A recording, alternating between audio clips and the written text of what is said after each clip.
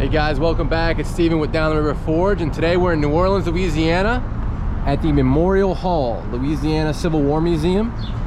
This is the oldest museum in the state of Louisiana, and the reason I'm here today is to share with you the story about some knives from the 1860s. It's really cool. I can't wait to show you and tell you all about them, so follow me in.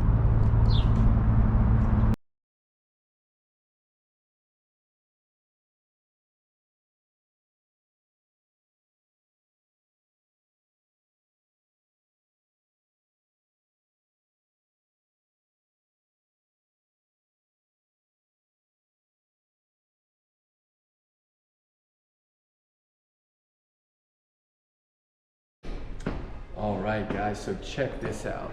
How cool is this? So what I'm holding here is a Bowie knife from 1861, and this was actually made by a guy by the name of Reese Fitzpatrick.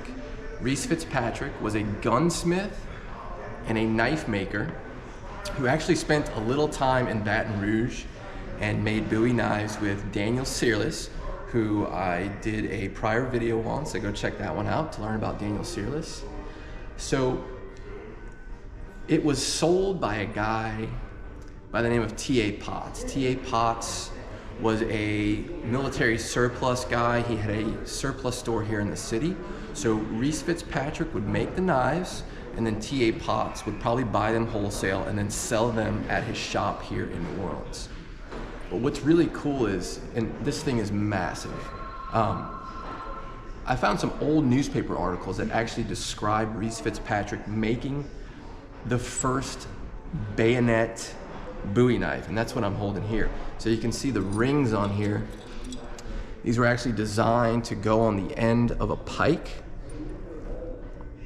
or to attach to your rifle, but many edge weapon experts actually say that the rings on here were too small to actually fit on the end of a rifle, but nonetheless, it's a really cool piece. Feels really great, it's not too heavy, it has great balance.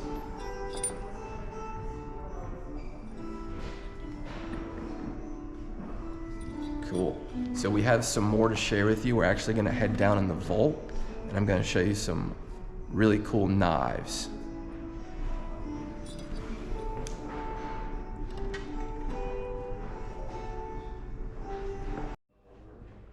We're gonna head down to the vault and check out some unfinished knives. I'll tell you all about them down there. All right, so we're entering the vault. Here's the vault. This is really cool. So follow me over here, and if you look into this drawer here, what you'll find is a bunch of unfinished mini swords. Now, just a little background. New Orleans was such an important city in the 17 and 1800s. By 1861, New Orleans was the largest city in the South, and arguably it was the epicenter of knife making in the South. And what I'm holding here is an unfinished mini sword. And legend has it that this was found in a French Quarter floorboard. Now, if you're asking yourself, why was this found in a French Quarter floorboard?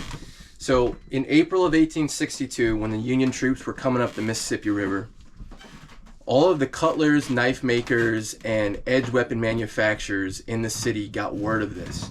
So they started to hide all of the weapons that they were making for the Confederacy, right? So a lot of these shop owners and knife makers started to hide all of their knives and swords and bayonets inside of walls and under floorboards. So these particular mini swords right here, you can see they're unfinished,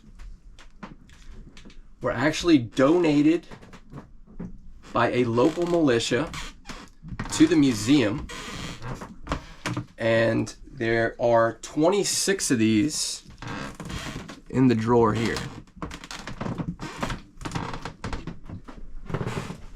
All of the unfinished mini swords that were found in a French Quarter, under a French Quarter floorboard. Pretty incredible. I came across the information about T.A. Potts and his bayonet Bowie in the New Orleans Cutlers until the 1900s by Phil Bazer. It has T.A. Potts listed in the book. However, there is not much more information about T.A. Potts, but through further research, I did find that Reese Fitzpatrick, who I talked about in this video, was actually the first knife maker to make a bayonet Bowie. And if you go back to earlier in the video, you will see the newspaper clipping that I posted. In the last paragraph of that newspaper article, you will find that he is given credit for making the first bayonet Bowie.